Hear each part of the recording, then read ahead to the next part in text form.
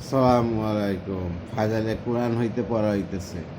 সমস্ত প্রশংসা সেই পাকজাত আল্লাহর জন্য, যিনি মানব জাতিকে সৃষ্টি করিয়াছেন, তাহাকে বয়ান করিবার ক্ষমতা শিক্ষা দিয়াছেন। মানুষের হেদায়েতের জন্য কোরআনে পাক নাজিল করিয়াছেন, যা মুমিনদের জন্য একদিকে নসিহত, হেদায়েত এবং রহমত স্বরূপ, আর অপরদিকে যাবতীয় রোগ হইতে মুক্তি লাভের উপায় স্বরূপ।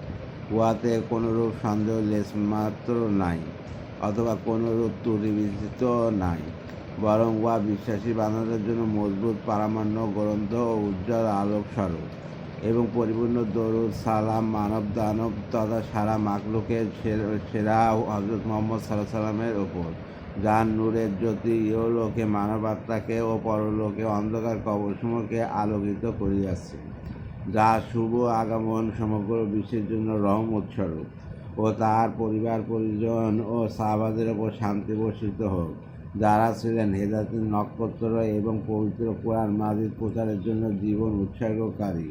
আরও শান্তি বর্ষিত হোক ওই সব মোমেন বান্দাদের ওপর, যারা ঈমানের সহিত সাহাবাদের পদাঙ্ক অনুসরণ করিয়া চলিয়াছেন।